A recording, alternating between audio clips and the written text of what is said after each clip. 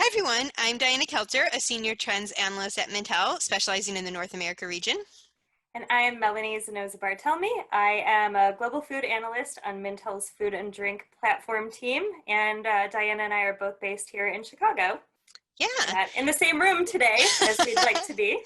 of course, it would be nice. It would be. But it's nice to virtually chat. It is. And what we are here to virtually chat about today is the rise in uses of delivery services with the onset of COVID-19. Yep. So it's not just grocery shopping, we're seeing a sudden surge in delivery usage, but obviously restaurant delivery as well. Yep. So it's really brought a lot of attention to the big players in the space. So for grocery shopping, Instacart is the main brand in that space is getting a lot of attention. And then in the restaurant space, it's a much more, it's a lot happening. We're seeing that. Happening. Yeah, a lot happening. So Grubhub was just acquired by Just Eat Takeaway, which obviously is getting a lot of news for what that means.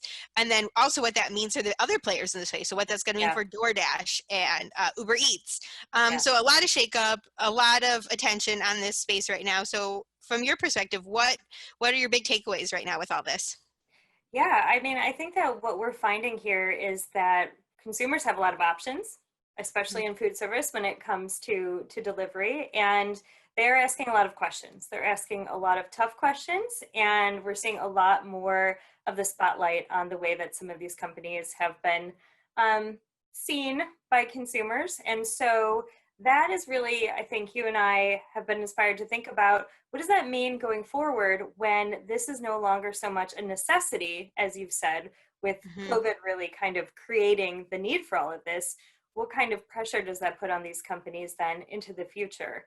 And I think one of the things that we've really been looking at is how you make that experience experiential, right? Because people are ordering from online services now because they might have no other choice. Stores are closed, or they don't feel comfortable, the restaurant's closed, things like that. But when it isn't such a necessity, what are those things that are really going to keep consumers engaged with it?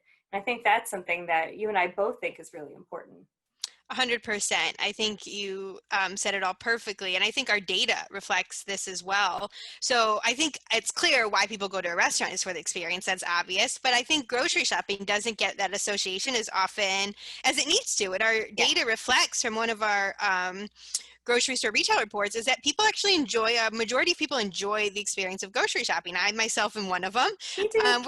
We like seeing what's new, like seeing the ingredients in front of us. It's obviously an experience. And I think too often it gets that chore-based component, but it's really not that for a lot of people. Yeah. And so I think specifically for Instacart, but also this is of note for the restaurant ones as well, they really have to lean into that, also being very image-based, obviously, not just relying on stock images of things, but also discovery. You really even sell this. Exactly. But also the discovery, like helping people get that sense of discovery in new ways. So obviously a lot of these sites have algorithms that are tracking what people have ordered. So you're really using that to the advantage of the consumer, saying you've ordered this type of ingredient several times, maybe suggest flavors that pair well with it, or a new brand that we have in the store. Because people love discovering new things. So I think they really have to lean into things that make it more experiential.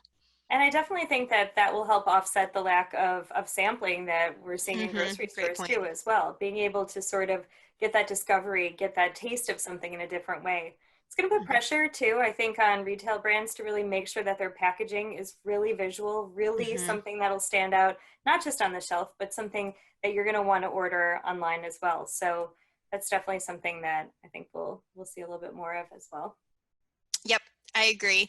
And I think the other component, not just in terms of the experience, but the convenience and the habit of keeping these apps on your phone is going to be a huge component.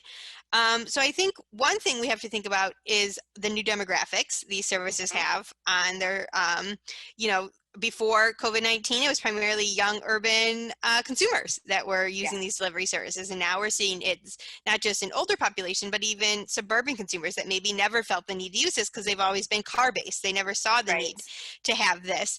So I think now we're going to see these delivery services have to cater their messaging and really rethink how they create value for a much wider set of consumers.